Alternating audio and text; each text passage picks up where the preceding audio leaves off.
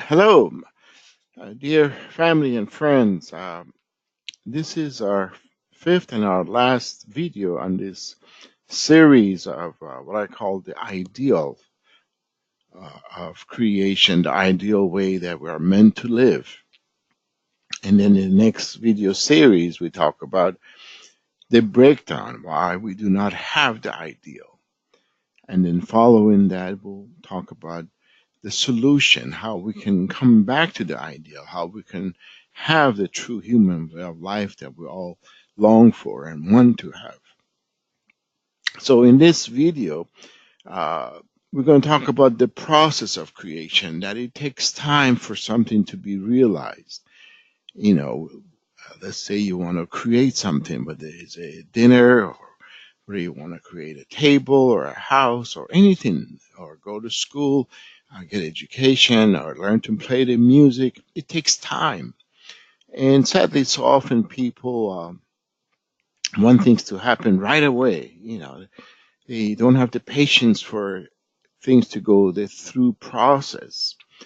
And that's the reason I always encourage the people I talk with, especially young people, that if you have some dreams and goals, which we all do, you need to make it very clear what it is. What is it that you want to have? It's like, having a blueprint. If you're going to have a house, exactly, it's very clear where everything exists. And the same thing with our goals and dreams. We need to be able to clarify exactly what it is, write it down, and then create a process. 1, 2, 3, 4, what needs to be done. Like building a house, you start with a foundation, and then you set up the walls and so forth. And then, of course, we also need to have the energy, the expertise, the knowledge. And so if we are trying to reach our goals, whatever that might be, let's see, one wants to get a good education.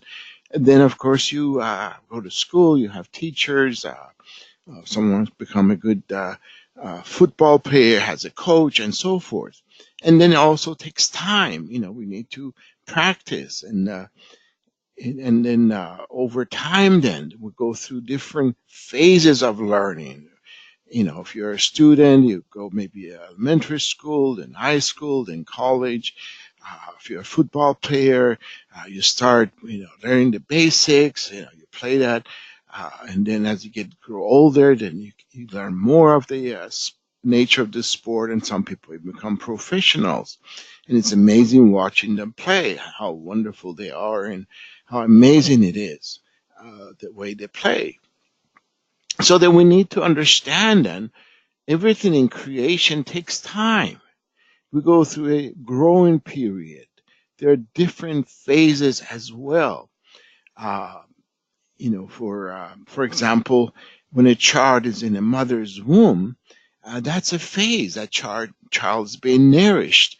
It's in that environment of water. The child's in there and growing and being nourished. At some point, then that child is born, comes to this world and start breathing and can feel the sun and be nourished by the sun, be nourished with the parents' love, be nourished by food and all the things he has to have in order to grow. And so then at some point that child then grows up, and one day that child is deceased, then goes to the next stage of life. I know that's what we call the world of love, the spirit world. In the same way, then, there's a process for creation. Everything in the physical world, you don't plant a seed and expect it to have, a big tree and fruits in a matter of days. It takes time. There's a process involved with that. And there's also a creation of the spiritual world, and there's a spiritual reality we're going to discuss today. We talk about how love is eternal. God is eternal. God's nature is in us. We have the same nature. And we talked about last time that we want to have relationship with others. So when we have family, children, loved ones, we want that relationship to grow and expand eternally. We don't want it to end when someone is deceased. And so then it's really important to understand there is a growing process involved in our lives for everything that we want to accomplish and reach. Now, we mentioned one time that, in science, we do talk about how it's taken billions of years for this beautiful universe and finally the earth to come upon. But in some people with religious teachings, they think God created everything in just 6 days. But then we have to realize that the universe did not suddenly appear out of nowhere, that it took an enormous amount of time for it to be created. And then in the biblical sense, when it talks about 6 days for completion of the universe, is not to be taken literally, but is symbolic. Uh, and we have to realize that there was not even a moon and the sun to really have 6 days throughout the billions of years of creation. Uh, Till finally there was that point, and we had sun and the earth and the moon. And so these 6 days then, they're symbolic of orderly process of time that it took for creation to come about.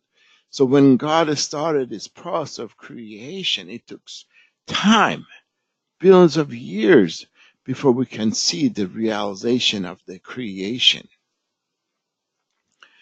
Now, when we talk about in the Bible, for example, it says there was the evening and there was morning, then it was one day. What is referring to, that was a beginning point. First, it was so-called evening. Then it was a process.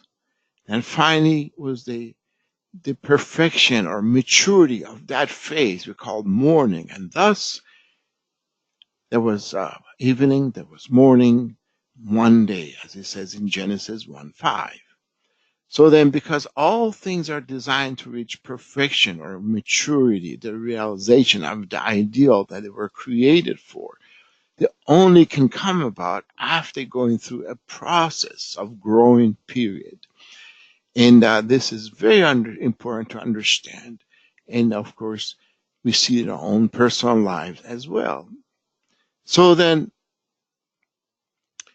a creation then, anything that we want to create or whether the nature around us, goes through a process before it reaches its ideal. So let's say, imagine you have a seed, apple seed here. That seed, has to sprout and a certain time and start having its roots and being nourished. But then at one point, it begins to come out and having its leaves and branches. So there's a formation stage that the seed has to go through before it can even come out of the earth. And then there is a growing process that through that time, this tree is growing, it's getting bigger and bigger. And so what we call it's a second phase or a growth period. And then also it will start having this apples showing up, but even the apple, you can eat it till it's mature. Till it's mature, reaches a certain point that now this apple is delicious and you can enjoy that. We call that the completion phase. So everything goes through what we call three orderly phases of formation, growth, and completion. You can even break it down further. For example, the formation is stage 2. The seed just didn't happen overnight to set roots and start growing and be able to come out of the ground. It also took, again, a formation, growth, perfection levels within the formation level. And the same thing also in the growing period too. We can see also there is a certain area and phases that we go through again as formation, growth, and perfection to go through growing period. Even the completion doesn't happen, like we don't have this delicious apple overnight. It takes time. And so again, there's a formation and growth and completion before we reach this maturity, the realization of this ideal, or we call it perfection. The same thing with human beings. We realize we have a human body too, as I just mentioned. A child is conceived in mother's womb and lives there in a certain amount of time. And then the child is born and also has to go this growing period during this time as well. And then his physical body at some point is mature. And so now that person physically is able to do the things it's supposed to do, but also a character of a human being too. We talk about our natures of that love, and we want this to grow through this process formation, growth, maturity. A child doesn't just learn to become a loving human being.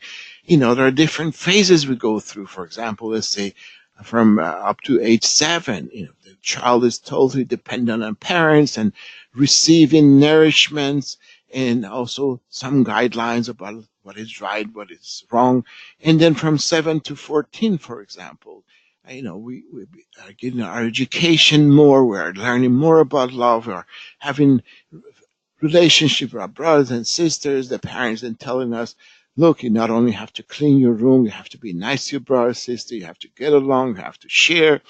And so then also growing up to age, let's say 21, then our character is supposed to grow mature and become more and more loving. And finally, we reach at the point that we have this full realization of our heart, that we are loving, mature human beings that we've been discussing. So then it takes time for both our body and our character reach maturity. And thus all creation have to go through these 3 orderly stages of formation, growth, and perfections to reach maturity. Now, during this growing period, let's say you plant a seed. We talk about this seed of the apple, for example. What is guiding it? Within this seed is the potential for this apple tree to be realized and give this delicious apples at some point, hundreds and hundreds of them year after year. So everything is in this blueprint here, is in this DNA here, in this nature here. Now, for this to reach this fulfillment of its ideal, of this blueprint, then, something has to guide it.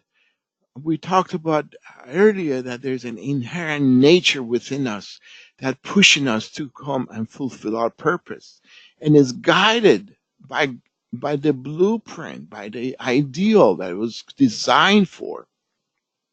So if you build a house, for example, and then you are the one guiding this creation based on that blueprint. So everything in nature too then is guided by this principle, this inherent nature of force.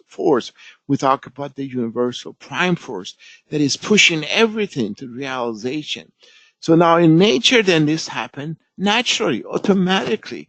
And so a seed doesn't have to worry about, what am I supposed to be? Am I going to be a tree or something else? Automatically grows, becomes that tree, apple tree was supposed to be. You have a fish, you have pets, you have animals, each one of them in the same way. They are born and naturally they growing up become what they're supposed to be. And this is what we call the indirect dominion. In this way, God can govern all things indirectly. We call the growing period then the realm of God's indirect dominion.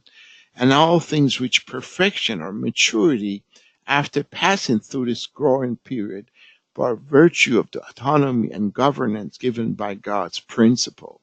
So then this is very important to understand that this growing period here then, our physical body the same way grows naturally, grows and become a mature body.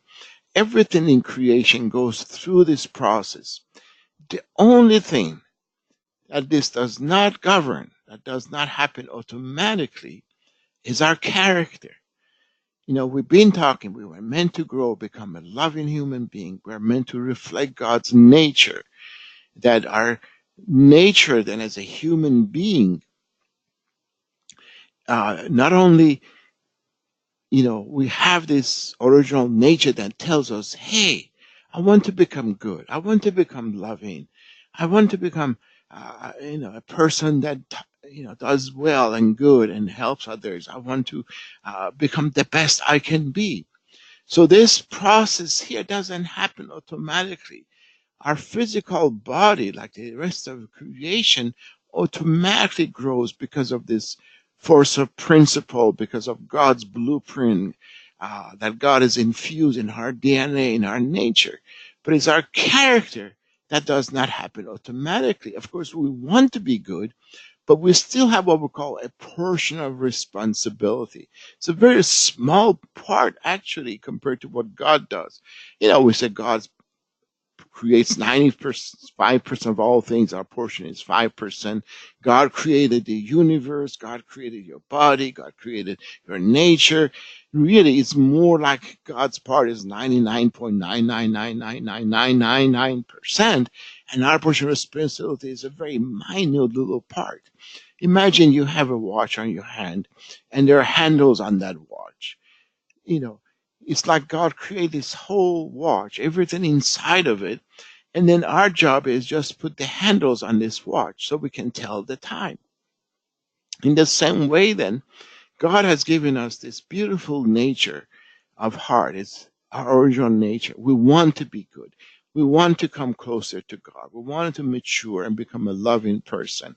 And the force of principle, this force of nature, is pushing us to become more and more godlike. But then at the same time, when God told Adam and Eve, be fruitful, multiply, have dominion, when parents tell their children, I want to go to school, I want to get a good education, I want to become a good person, a loving person, a mature person, we cannot force that child to do those things. You can encourage that child, you can love the child, but for that child then, needs to fulfill his own responsibility of studying and going to school and be cleaning his room and being nice to his brother and sister and friends. Ultimately, then, we can ask ourselves, why? Didn't God just make us just like the rest of creation? Just automatically grow, become one with God. Why not? Would have been so simple, right? You're just born, automatically you grow up and become loving and mature, and everything is beautiful. Why didn't God do that? Yeah, I want you to think about that. It's so important. We've been talking about God's nature. God has this infinite nature of heart, of giving. And what makes God what we call creator is that he created us. That's part of God's nature, to create, to realize his own essence in us, in the creation. So then God wants us to experience that become co-creators with God. God wants us to experience that joy of creating something and bring it into fruition and realizing it. So that's why God gives us this small responsibility of following God's word, following God's commandments, and thus so we can reach this maturity level with God. So God created the cosmos and us. He gives us his word and his guidance to fulfill the three blessings, but it is our responsibility to believe and practice God's word. Our responsibility is small compared to God's, but it requires 100% of our effort. 100%. It's not going to happen unless we ourselves individually commit to it 100%. And of course, then ideally for Adam and Eve, this should have been easy. And so in the next series, we're going to talk about why Adam and Eve did not listen to God. Now, for us and for our children, grandchildren, the world is filled with temptations, wrong temptations. And so it's much even harder. And they need to understand this information, this truth even more than even Adam and Eve had to do. Because Adam and Eve, there was no sin at the time. There's nobody had done anything wrong against God.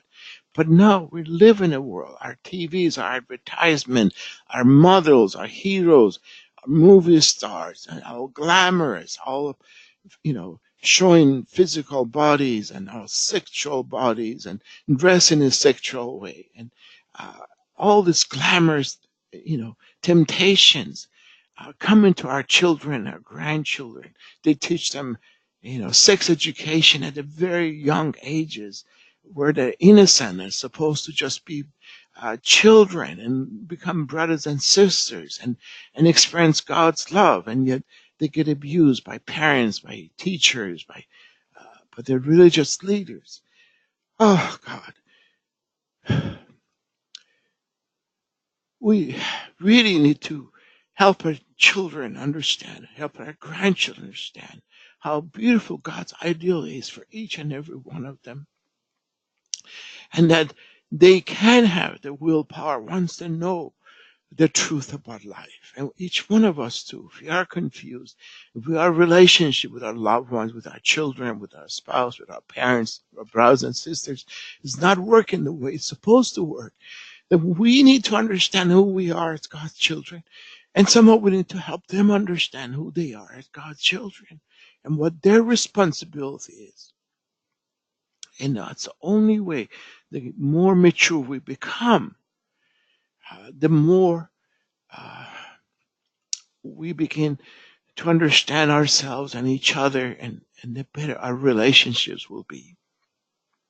So then we're saying that once we go through this indirect dominion, that we're guided by God's principle, by universal prime force, but that inner nature that's pushing us toward God, and the time that we need to follow God's word, that's our responsibility. Once we fulfill that,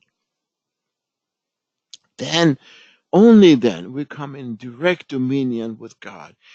God's nature of love that it was given to us at some point there, each one of us, Adam and Eve, were supposed to become one with God, experience that love. And then each one individual, then together. And then God can come and have a fuller relationship of love with them. And then have children. And then and then becoming parent, experiencing the heart of a parent and a parent heart of a grandparent. Only then they can understand God's heart. And that's a direct dominion. This is the realm, what we call perfection of maturity.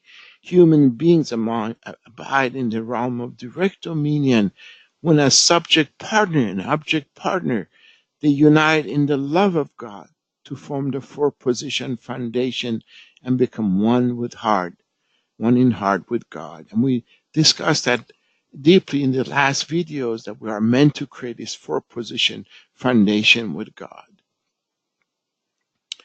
Now, we want to talk about also then, once we pass away from this world, the world doesn't end. The world moves on to the next world, what we call the spiritual world. So we have this incorporeal world and incorporeal world, and we are meant to be the center of the universe. And so then we've been discussing how God created us in his own image and likeness.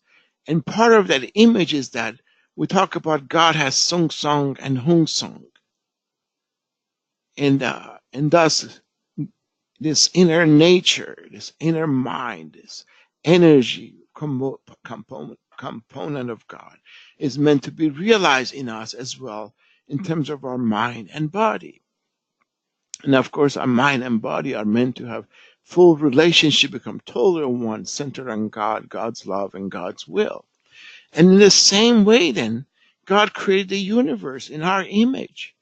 And the universe also has this inner mind and this external body, or we can call it the incorporeal world and corporeal world. Together we have the cosmos, the universe. And the universe was created after the pattern of a human being with an image of God's dual characteristics of sung song and hung song.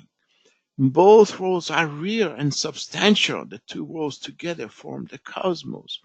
And this is such an important understanding about who we are. That we were created in the image of God with the same nature of heart, of love that is existent within God. That we are created with the same nature of mind and body. And then we have this spiritual world. It's supposed to be the subject partner. This is our mind to be the subject of our body, this physical world is meant to become the object partner to this spiritual realm and respond to it. And so then, for example, the New Testament, 1 Corinthians 15:44, for example, it says, we share our physical bodies and we enter the incorporeal world as spirits and live there for eternity. And this is God's purpose. We are created for eternal life. And once we're deceased, our body goes away and we move on to the spirit world. We talk about how we're formed in our mother's womb at some point, then we leave that behind and we come into this physical world, where is the world of air and sunshine. And then we breathe air. We are loved and nourished in this world. And ultimately, once we pass on to the next world, that becomes the world of love. And this is where we can really understand God's heart and have full relationship with God as well in the spiritual world. I attended a service of a dear friend just yesterday. She had passed away, and her family and friends were there, and it was a beautiful service. And everybody shared about of their experience with her and how she had affected their lives. She was a teacher, and there were students who came and also shared how their lives were touched by her and how much she helped them to become a better person and have a deeper understanding about life because of her. And one friend said he had a dream, and she came to him after she had passed and gone to spirit world. She came to him and say, "Hey, wake up, wake up! I want to share this when you get together with other people and have this service for me." And she shared that in the spirit world, she realized how God has a tender heart. And that's the most important message that she wanted to have shared with her family and friends. That God is a God of love and his heart is tender. And so when I think about this experience I had yesterday with her service, in wishing her, giving her best wishes and love and sending her to the spirit world. And also some friends shared, one friend shared that through their relationship over the years, they went through ups and downs, but then they didn't stop there. They used the difficult times to deepen their relationships and get closer to each other. And then there was another person shared that they had difficulty too with this person, but they couldn't go beyond the difficulty. And then when she was watching this, pictures of her, they were showing of different phases of her life, the things she had done. And this other friend was so sad and crying that she had missed out on those years, beautiful years that they could have had together and share with each other and grow together more. And I'm sharing this because, at a time when we lose a loved one, and that's the time we begin to realize how precious every moment is, and how much we need to love one another, appreciate the times we have, and with our difficulty, we need to go beyond that. We need to grow as a person so we can resolve those difficulties. And I know when there's difficulties because there's something in us has to change. That's why we have difficulty. And that means we need to become more loving. And so, I see some young people get married and 6 months later, a year later, and some people after 10 years, 20 years, 40 years, they divorce. How could you love someone for 10 years, 20 years and divorce? It doesn't work that way. We are meant to realize our marriages are for God. Our marriages are for our children, for our loved ones, for our family and friends. It's to help build a better world, to set the example for others to see and to live. And so the spiritual world, I believe deeply. It's real. Otherwise, life makes no sense. I talked last time, I read about young people between age 18 and 34. The highest reason for their death is suicide.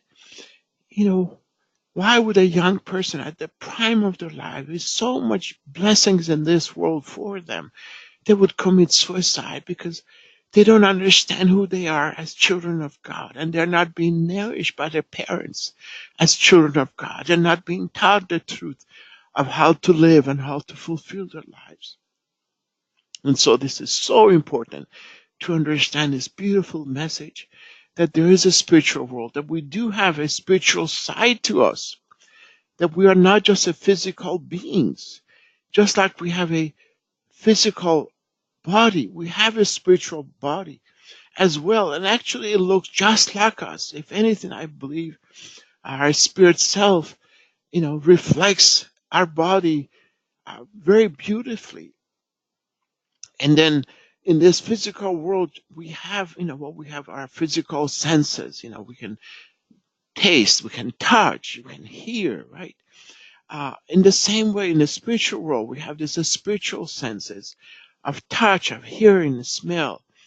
Imagine, uh, your human body, for example. There's also a physical mind there. That physical mind is the one wants you to take care of your body, to protect it and preserve it. Even an animal, for example, has a physical mind. It needs to be fed. They want to, to have food, have shelter. This is natural, part of this physical reality. You have a pet, for example. I have this little dog, my daughter's that I'm looking after. When he needs to go outside, he goes outside, and we have some trees and flowers outside. He doesn't care. He just goes and find a place, maybe by a tree, and he does his thing and comes back. But he doesn't see the beauty in the flowers. He doesn't sit down and look at a flower and say, "Wow, this is so beautiful." He doesn't look at a tree and say, "Wow, this is magnificent." All he's searching for, of course, is to be fed and loved, of course, and be nourished and have food and place to sleep and rest, and he's happy. But then for us, it's different. If we are making food, we don't want to just, feed our body, buy, a hamburger, a fast food store. We rather sit down and make a delicious meal, maybe have a nice tablecloth, candles, and then create a beautiful atmosphere, nice music, and share it with our loved ones. When we put flowers on the table, it's not just flowers there because it's beautiful. We enjoy that. We grow flowers and trees. We want to make things beautiful. We have this other senses that it goes much beyond the physical sense. We can taste things much deeper. We can hear things much deeper. We can feel things much deeper.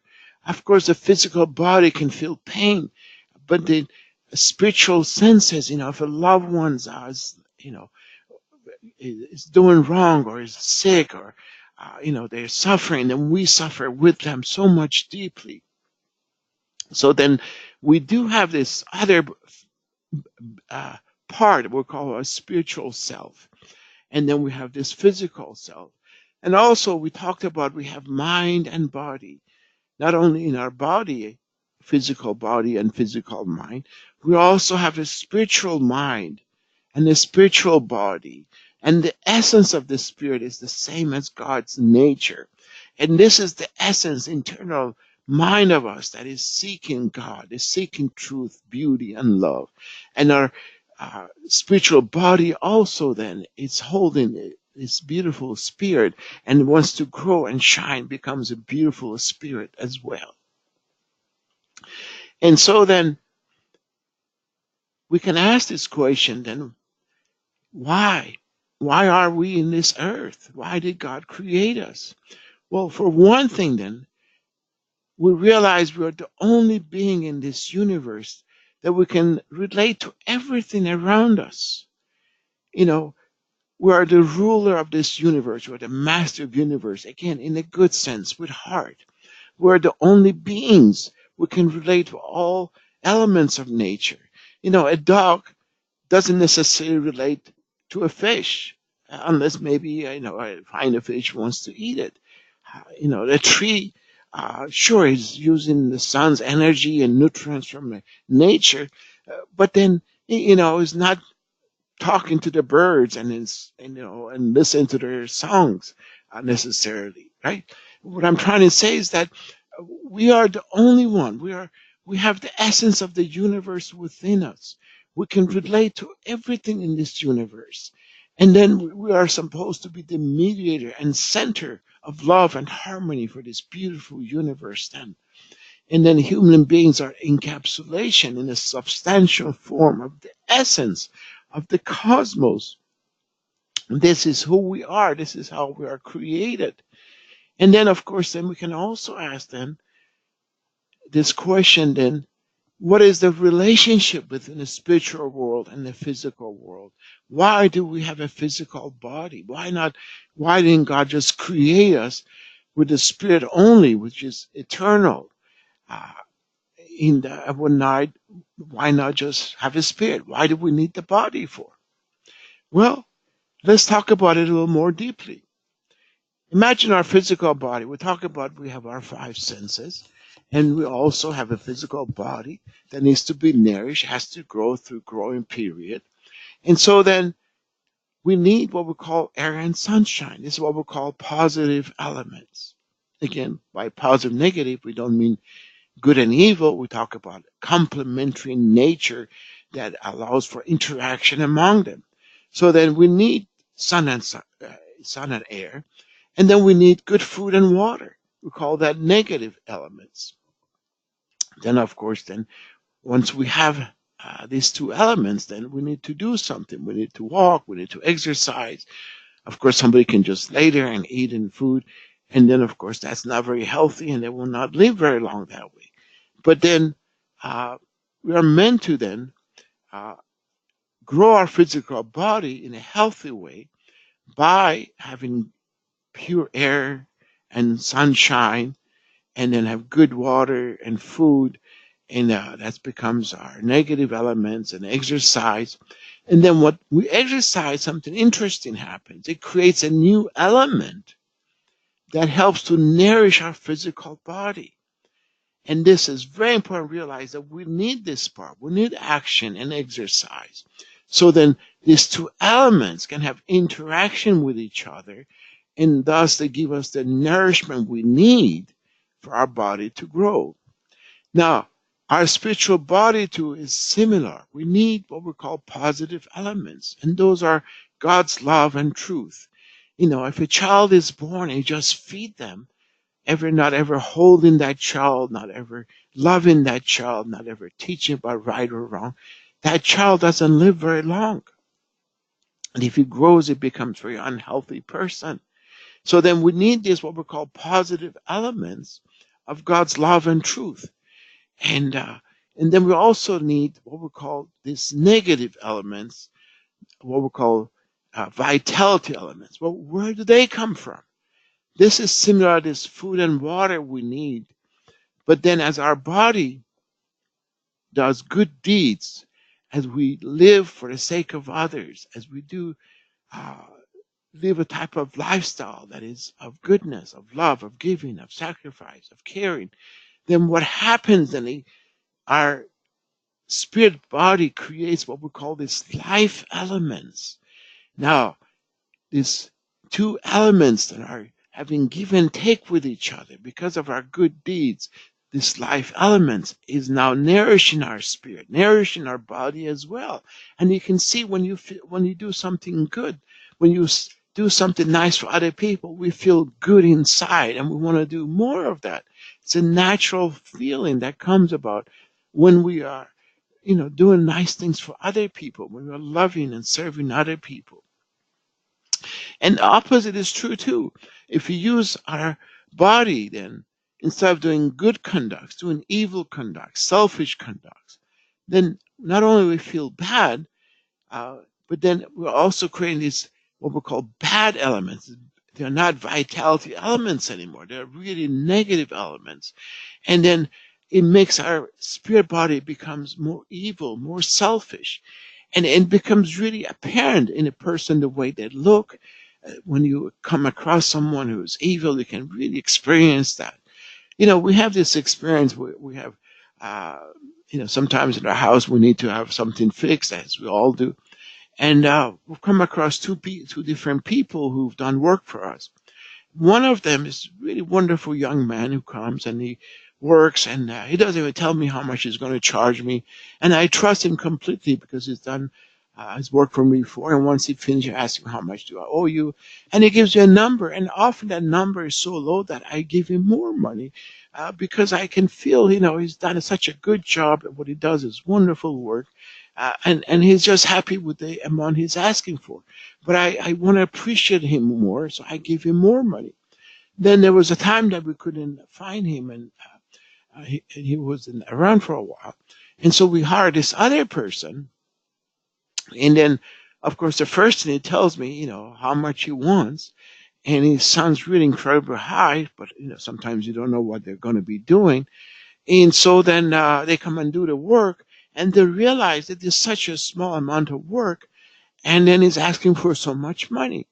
And my wife was telling me, we should never ask this person to come and do any work for us again. And I can understand why, because, you can feel that this person is there for himself. And not only that, he, is really uh, taking advantage of his situation. And so then it becomes so important that realize that we need to grow our spirit. We need to grow our character. And the only way we can do that, we need this physical body. That it just doesn't happen by itself. Imagine you grow a flower, this beautiful flower, and then you cut it, and now this plant, after a long time of taking care of it, gives you these beautiful flowers, and now you enjoy this beautiful flower. Our love is our flower, is our fruit. And then we need our physical body to help to create that by doing good deeds, by understanding God's truth, by receiving God's love through our parents, through our teachers and co-workers and friends and each other, and be able to be nourished. And ultimately, of course, we can receive God's love directly from Him as well once we reach a certain level of maturity.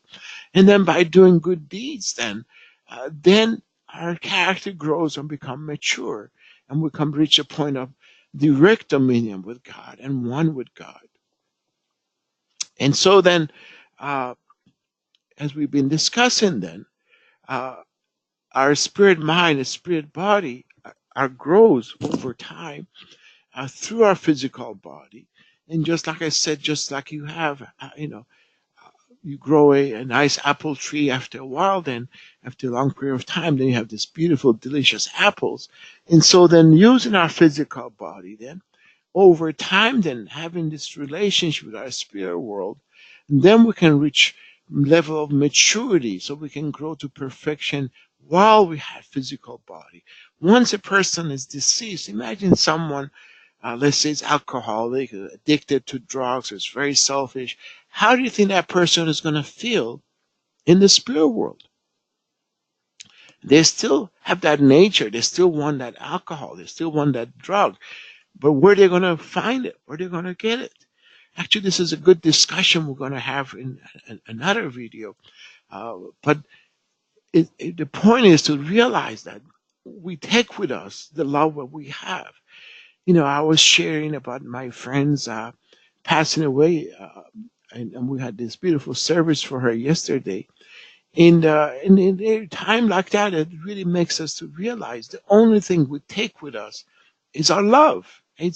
It's the way we've treated other people. It's not how much money we made. It's not how many degrees we have, the positions we have. None of that matters when we're ready to move on to the spirit world. It's only what we have done in our relationships. So then, in religious term, for example, it talks about we need redemption. And we're going to talk about how we're going to change. I just mentioned if someone, have bad character, is selfish, or is on drugs or alcohol, what does that redemption mean? We're going to talk about that, how we're going to change, how change comes about.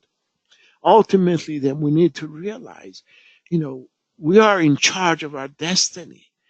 We are given this beautiful, precious gift to become co-creators with God, to grow our character, become loving, and reflect God's nature in us so God can have a full, loving relationship with us. So the spirit can grow and reach perfection only while it abides in the flesh.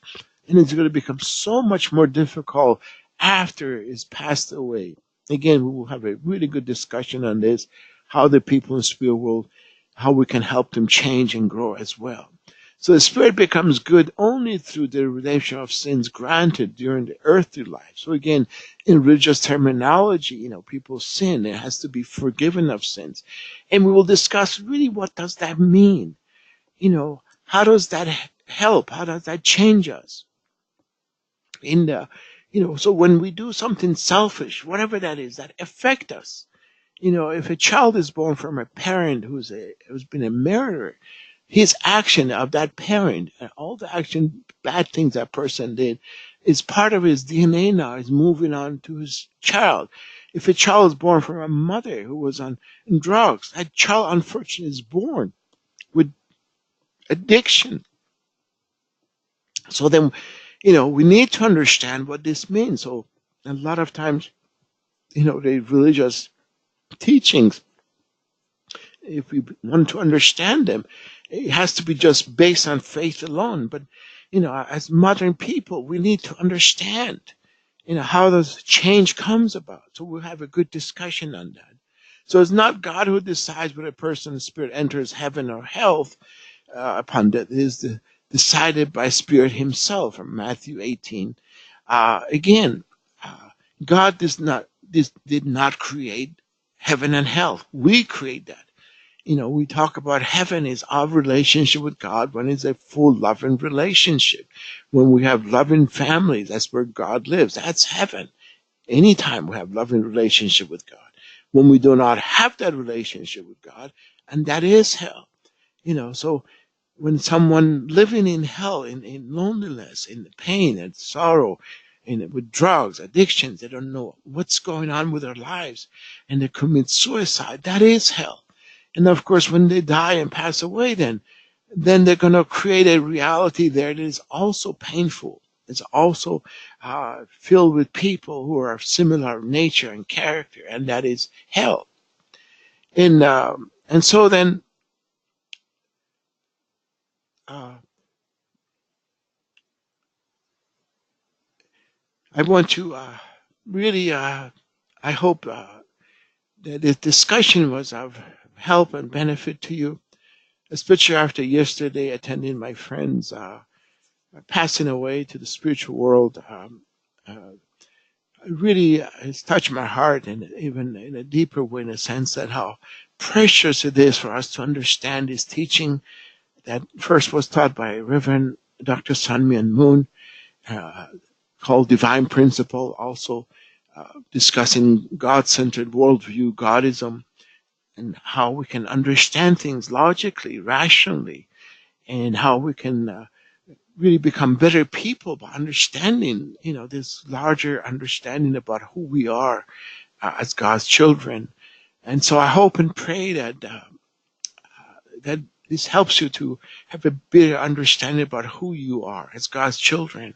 And I appreciate your comments, your questions, and I do hope each and every one of us become a part of Family Federation for World Peace and Unification, in the sense that the way we live, our families, it will help other people to see what a God-centered life is supposed to be, and help other people also to change as well.